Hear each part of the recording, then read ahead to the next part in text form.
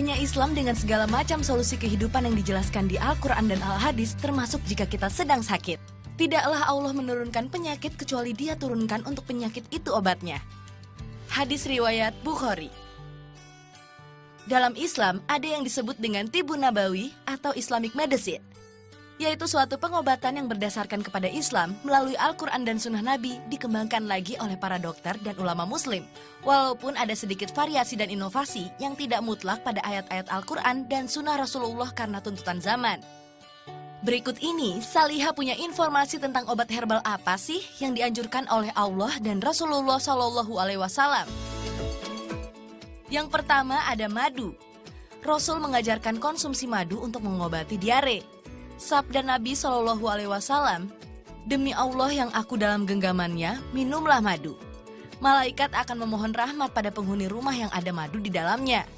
Jika seseorang makan madu, 1000 obat masuk ke perutnya dan 1.000.000 penyakit keluar darinya." Rasulullah sendiri mengamalkan minuman madu dengan cara dicampurkan madu dengan segelas air dan diminum setiap pagi ketika perut kosong. Lalu bisa juga dengan konsumsi habatus sauda. Diketahui bahwa Rasul pernah bersabda, "Jadi seperti biji hab al-sauda karena biji ini obat semua penyakit kecuali mati." Allah Ta'ala menunjukkan bahwa habatus sauda itu menghilangkan angin dalam usus dan juga dapat menghilangkan penyakit flu. Tepung talbinah. Tepung ini juga menjadi salah satu obat pada zaman Rasulullah. Tepung yang kembali populer ini berwarna merah keunguan dan sering dibuat bubur. Tepung talbinah dapat mengobati penyakit liver dan terkenal untuk mengobati penyakit lambung. Kemudian biji halba. Nabi SAW pernah bersabda, "Jika umatku tahu apa yang ada pada hulbah, mereka pasti membeli dan membayarnya dengan emas." Khasiat dari biji hulbah ini diantaranya dapat membantu mengurangi gula, menurunkan kolesterol, mengurangi batuk kronis, pembengkakan gusi, dan sebagai makanan pembuka. Buah tin juga sangat bermanfaat bagi umat manusia seperti yang dijelaskan dalam surah At-Tin, di mana Allah telah bersumpah atas nama buah tin dan buah zaitun. Khasiat buah tin termasuk menghilangkan racun, mengurangi batuk yang berkepanjangan, membersihkan hati, dan mengurangi lendir di usus. Siapa di antara sahabat Salihah yang suka minum jahe kalau lagi gak enak badan? Jahe adalah salah satu rempah yang terkenal dengan segala macam manfaat untuk bumbu masak maupun obat. Sahabat Salihah tahu nggak kalau ternyata jahe adalah minuman ahli surga yang disebutkan di Al-Quran?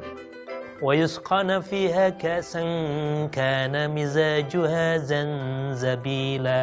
Jadi jahe disebut dengan zanjabil. Dan betul itu merupakan makanan ahli surga. Tetapi kita tidak usah berpikir bagaimana gambaran zanjabil. Karena di dunia ada orang yang tidak suka dengan jahe ya. Masa itu menjadi andalan makanan ahli surga? Lalu bagaimana orang yang tidak suka di dunia dengan jahe nanti dikasih jahe di surga? Tentu saja beda bentuk karakter rasanya antara di dunia dengan di akhirat di surga nanti. Selain obat herbal, Islam juga menganjurkan kita untuk melakukan pengobatan yang bersifat tindakan atau terapan, seperti pijat refleksi dan bekam. Nah, bekam belakangan ini adalah salah satu pengobatan yang terkenal ya sahabat Salihah.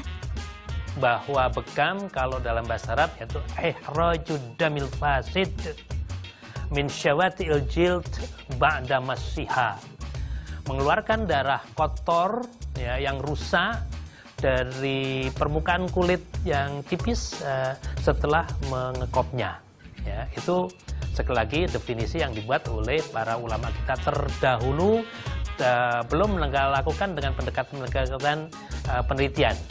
Tetapi untuk zaman sekarang, bekam atau cupping terapi atau hijama, yaitu sebuah metode pengobatan untuk mengeluarkan substansi patologis atau causative pathological substances, ya, unsur-unsur partikel-partikel sampah yang tidak baik dari dalam tubuh dengan cara cupping dan insisi atau skarifaksi tipis sekali pada kulit tersebut.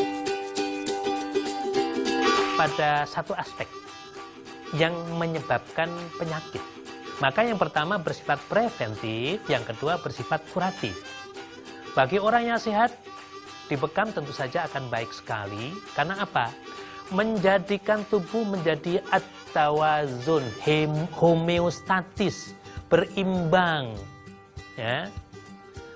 Sehingga homeostatis pasca bekam itu lebih baik daripada homeostatis alami sebelum dibekam. Karena apa?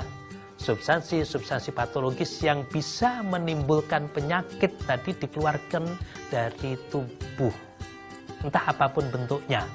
Sehingga pasca bekam orang jadi enak, jadi nyaman, jadi ringan, jadi bahkan mudah ngantuk. Maka bagi orang-orang yang macam insomnia, yang kesulitan tidur, sulit tidur, dibekam itu mudah sekali, mudah sekali.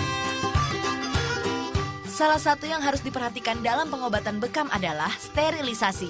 Bekam kalau dilakukan sembarangan, contohnya menggunakan alat yang tidak steril, akan menyebabkan infeksi atau penularan penyakit dan virus dari satu orang ke orang lain. Berarti harus selektif ya sahabat Salihah dalam hal memilih tempat bekam. Buat kamu yang belum pernah bekam dan pengen coba untuk lebih menyehatkan badan, bisa datang ke klinik bekam steril Asabil yang berada di daerah Tebet, Jakarta Selatan. Happy healthy sahabat Salihah. Setelah informasi Islamic Medicine tadi, Salihah punya informasi lainnya. Jangan kemana-mana ya sahabat Salihah.